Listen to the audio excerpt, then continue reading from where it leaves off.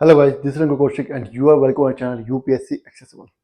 आज हम पढ़ने वाले हैं कोपन्स क्लासिफिकेशन चल रहा है हमारा। टॉपिक है cold snow forest climate. Köppen climate में हम लोग ग्रुप डी का पढ़ने वाले हैं। Chapter 12 world climate and climate change हमारा चैप्टर का नाम है, ठीक है। NCERT geography. तो टॉपिक क्या है? Snow forest climate, group D का एक क्लाइमेट है, ठीक है। पिछली वीडियो में मैंने बताया था, फिर से बता रहा हूँ। इक्वेटर से स्टार्ट करेंगे, ठीक है। इक्वेटर पे जो क्लाइमेट आएगा वो हमारा ए आएगा सबसे पहले। उसके बाद फिर हमारा सी टाइप ऑफ क्लाइमेट आएगा मिड लैटिट्यूड्स में। उसके बाद हमारा डी टाइप ऑफ क्लाइमेट आएगा। उसके बाद हमारा ई टाइप ऑफ क्लाइमेट आएगा। ये मैं आपको पहले भी बता चुका हूँ, ठीक है। जैसे जैसे इक्वेटर से पोल की तरफ बढ़ेंगे तो क्लाइमेट जो है वो ठंडे होते जाएंगे, कोल्ड होते जाएगा। इक्वेटर पे ट्रॉपिकल क्लाइमेट है, ये वार्म टेम्परेट है। बी हमारा कोल्ड क्लाइमेट है, ये आज हम पढ़ने वाले हैं। बी के बारे में आपको बता चुका हूँ। बी जो है वो इंटीरियर ऑफ कॉन्टिनेंट्स में मिलता है, वो पैचेस में कहीं कहीं मिलेगा, ठीक है। एच के बारे में पढ़ना है लेकिन वो बाद में देखी जाएगी, समझ गए। तो कोपन क्लासिफिकेशन के हिसाब से डी ग्रुप है हमारा snow, cold snow forest climate. नाम से पता चल रहा है ठंडा है यहाँ पे, कोल्ड है, ठंड होगी यहाँ पे। ओकर in the large continental area in northern hemisphere between 14 to 70 degree. देखो लार्ज एरिया में मिलता है, और नॉर्दर्न हेमिस्फीयर में ज्यादा क्यों मिलता है? क्योंकि सदर्न हेमिस्फीयर में लैंड मास ही नहीं है। 40 to 70 के बीच में लैंड मास बहुत कम है, और ज्यादा कहाँ पे? नॉर्दर्न हेमिस्फीयर में लैंड मास। तो नॉर्दर्न हेमिस्फीयर में 40 to 70 बीच में कहाँ पे ज्यादा मिलता है? ये यूरोप में और नॉर्थ अमेरिका में मिलता है, समझ गए। आगे क्या बोल रहा है? इसको दो टाइप से डिवाइड किया हुआ है। पहला है हमारा डीएफ। डीएफ का मतलब है cold climate with humid winter. D से आपको पता चल गया, डी का मतलब है कोल्ड स्नो, कोल्ड क्लाइमेट। और एफ का मतलब है पूरे साल थोड़ी थोड़ी बारिश होती है लेकिन विंटर में ज्यादा होती है, ह्यूमिड विंटर है। अगला आ गया हमारा डी डब्ल्यू है हमारा। डी तो उसके ग्रुप को पता स्पेसिफाई कर रहा है, डब्ल्यू कर रहा है विंटर ड्राई है, cold climate with dry winter, ठीक है। तो दो क्लासिफिकेशन है, दोनों कोल्ड क्लाइमेट है, एक में विंटर जो ह्यूमिड है, एक में विंटर ड्राई है, बस ये फर्क है। कहाँ का इनको एक बार देख लेते हैं। उससे पहले एक लाइन बता रहा है, severity of winter is more pronounce in high latitudes. High latitudes मतलब मान लीजिए ये हमारा 40 to 70 के बीच में। देखो कॉमन सेंस की बात है, ये 40 है, ये 70 है, ये कोई रीजन है। ऑब्वियस सी बात है इस रीजन में ठंड कम होगी in comparison to this region, क्योंकि पोल के और ज्यादा करीब है, इक्वेटर से और ज्यादा दूर है। ये पोल से दूर इक्वेटर के पास है, तो यहाँ पे ठंड कम होगी, यहाँ पे ठंड कंपैरेटिवली ज्यादा होगी। जैसे जैसे हम पोल से दूर जाएंगे, इक्वेटर से दूर जाएंगे, ठंड जो बढ़ती जाती है, इंसुलेशन कम हो रही है, क्योंकि हमें पता है ये बात। तो इसीलिए जैसे जैसे हाई लैटिट्यूड्स में हम जाते हैं तो सीवियरिटी ऑफ विंटर जो वो ज्यादा होती जाती है। ये तो कॉमन सेंस की बात है। तो पहला वाला टाइप कौन सा है इसका? Cold climate with humid winters, DF. अब यहाँ पे आपकी नॉलेज चेक होगी कि पीछे जो मैंने पढ़ाया आपको याद है कि नहीं है। कैसे? Occurs poleward of marine west coast climate and mid latitude steppe. पहले हम ये दोनों पढ़ चुके हैं। CFB इसका नाम है, मिड लैटिट्यूड स्टीपी BSK, ठीक है। इसके बारे में, इन दोनों के बारे में आपको कमेंट करना है, इन दोनों के कैरेक्टरिस्टिक्स के बारे में। मिड लैटिट्यूड स्टीपी कहाँ पे मिलता है और वेस्ट कोस्ट क्लाइमेट कहाँ पे मिलता है, ठीक है। इनके ऊपर मतलब पोल की तरफ, अगर ये यहाँ पे हैं, नीचे इक्वेटर है, ये यहाँ पे हैं, तो पोल ऊपर है तो ऊपर की तरफ मिलेगा कौन सा क्लाइमेट? DF। यहां तक क्लियर हो गया? हिंट दे रहा हूं, ये हमने बी ग्रुप में पढ़ा ये वाला, ठीक है। तो इसका कोड भी आपको पूरा का पूरा बताना है मुझे, ठीक है। चलिए, winters are cold and snowy. देखो अगर कोल्ड रीजन है और वहां पे प्रेसिपिटेशन ह्यूमिड है, प्रेसिपिटेशन हो रही है, तो वो ज्यादा चांसेस है कि इन दी फॉर्म ऑफ स्नो होगी, बारिश बहुत कम होती है, ठीक है। प्रेसिपिटेशन होती है स्नोई फॉर्म में होती है। तो क्या होती है, विंटर जो होती है वो बहुत ज्यादा ठंडी होती है और स्नो भी होती है, ठीक है। Frost free season is short, ज्यादातर पूरे साल फ्रोस्ट रहती है, बहुत कम टाइम ऐसा होता है, मार्च अप्रैल का थोड़ा बहुत टाइम ऐसा होता है जब फ्रोस्ट नहीं होता, ठीक है। फ्रोस्ट क्या होता है इसके बारे में हम पीछे क्लास में पढ़ चुके हैं।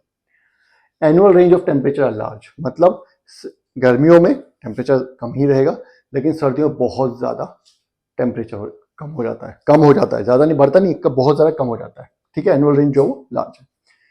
तो अगली बात क्या कह रहा है, weather changes abrupt and soft. अब ये थोड़ा सा आपको ध्यान देने वाली बात है ये कह रहा है weather changes abrupt and short, weather एकदम से बदलता है और ये जो चेंज है वो शॉर्ट ड्यूरेशन का होता है। क्यों ऐसा, क्यों ऐसा? क्योंकि ये है 40 to 70 डिग्री का रीजन, समझ रहे हो? यहां पे एयर मासेस फ्रंट्स बनते हैं, बनेंगे कि नहीं बनेंगे? फ्रंट्स बनेंगे।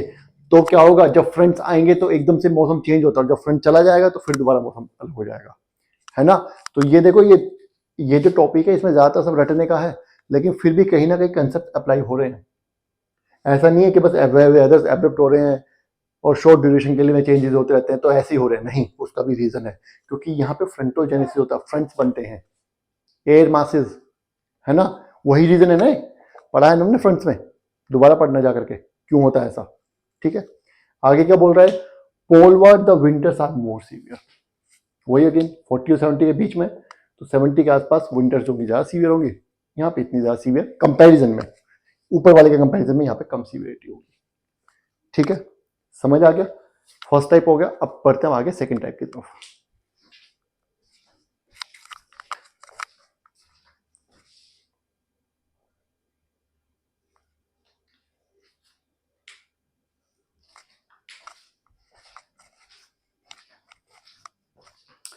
अभी क्या कर रहा है, आगे बढ़ते हैं, आगे हम आ जाते हैं cold climate with dry winters पे। Cold climate with dry winters, symbol है इसका DW। ठीक है, नाम से पता चल गया कि विंटर्स जो है उसमें बारिश नहीं है और ठंडा है, तो हमें पता है पोल के साइड होता है। आगे क्या कह रहा है? Occurs mainly over north eastern Asia, कहाँ पे ज्यादा मिलता है? नॉर्थ ईस्टर्न एशिया में, समझ गए? अब क्या कह रहा है? Development of pronouns winter anti cyclone, यहाँ पे क्या होता है? एंटी साइक्लोन्स बनते हैं इस रीजन में 40 70 के बीच में। और सर्दियों में एंटी साइक्लोन तो बनते, चलो ठीक है, एंटी साइक्लोन क्या होता है मैं पहले बता चुका हूँ आपको। ठीक है, एंटी साइक्लोन बनते हैं, ठीक है, इस रीजन में क्यों बनते हैं ये भी हम पहले डिस्कस कर चुके हैं। लेकिन क्या कह रहा है कि विंटर्स में तो एंटी साइक्लोन ऑब्वियसली बनता है, क्योंकि विंटर्स में हवा भारी हो जाती है, तो हवा और ज्यादा नीचे आएगी, भारी होगी तो नीचे अर्थ की तरफ आएगी, जब अर्थ की तरफ आएगी तो वो नीचे घूमने लगती है उल्टी डायरेक्शन में, साइक्लोन के अपोजिट डायरेक्शन में विंटर्स में। लेकिन समर्स में क्योंकि हवा क्या होता है, टेम्परेचर बढ़ जाता है, तो ये एंटी साइक्लोन वीक हो जाते हैं। वीक हो जाएंगे तो ये जो हवा जो नीचे दबाव बना रही थी, दबाव बनाएगी तो इधर उधर निकलेगी, फैलेगी विंटर्स में। लेकिन समर्स में क्या होगा? समर्स में उल्टा होने लगेगा। समर्स में क्योंकि ये साइक्लोन एंटी साइक्लोन वीक हो चुका है, तो हवा यहां से बाहर निकलने की जगह उल्टा ये हवा खींचने लगेगा। हवा जब खींचेगा तो ये इंडियन कॉन्टिनेंट तक की हवा खींच लेता है, और वो इंडियन कॉन्टिनेंट की हवा जब इंडियन नॉर्थ इंडिया में जब खाली हो जाता है तो वो और ज्यादा पीछे से खींचेगा, और रिजल्टेंट क्या होता है? मॉनसून इंडिया में आता है। मॉनसून को खींचने में ये क्या कह रहा है? ये weakening in summer sets monsoon like reversal of wind in this region, समझ गए? विंड, मॉनसून लाइक विंड जो है उस तरीके से क्या होता है कि and it's weakening in summer sets monsoon like reversal of wind in this region, इस रीजन में monsoon like reversal of wind चलता रहता है। मतलब सर्दियों में क्या होता है? ये हवा नीचे आ रही थी, नीचे आती है और फैलती है चारों तरफ। ठीक है, गर्मियों में क्या होता है? गर्मियों में क्योंकि प्रेशर कम हो गया, हवा भारी हो गई है, तो अब हवा नीचे प्रेशर नहीं आ रही बल्कि ऊपर उठने लगती है थोड़ी थोड़ी, तो अब हवा उल्टा इस रीजन तक बहने लगती है। तो जैसे मानसून होता है इंडिया में, मानसून क्या होता है? गर्मियों में तो इंडियन कॉन्टिनेंट की तरफ जाता है, सर्दियों में उल्टा भागता है। उसी तरीके से यहाँ पे भी यही होता है, सर्दियों में हवा जो है इस रीजन से दूर भागती है और गर्मियों में इस रीजन के पास आती है, समझ गए? Poleward summer temperature are lower, poleward summer temperature जो है वो लोअर होते हैं, बताइए हमें किसके कंपैरिजन में? विंटर्स के कंपैरिजन में। Winter temperature are very extremely low, जबकि विंटर टेम्परेचर जो होता है बहुत ज्यादा लो होते हैं, with many locations experiencing below freezing point temperature in year, इतने ज्यादा लो हो जाते हैं विंटर्स में कि कुछ रीजन जो हैं, कुछ रीजन जो है वहां पे बिलो जीरो टेम्परेचर भी, बिलो फ्रीजिंग पॉइंट से नीचे का टेम्परेचर भी हमने मिल जाता है साल के कुछ साल में, एक साल में, हर साल। ठीक है, प्रिसिपिटेशन ऑकर्स इन समर, ये तो नाम में ही पता चल गया हमें कि प्रिसिपिटेशन जो वो समर्स में ही ऑकर करती है।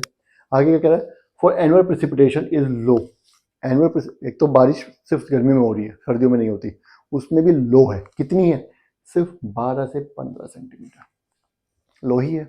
ठीक है, तो ये भी क्लियर हो गया। इस पर ज़्यादातर फैक्ट्स ही हैं रटने के, कुछ इसमें वो बहुत ज़्यादा समझने वाला है नहीं।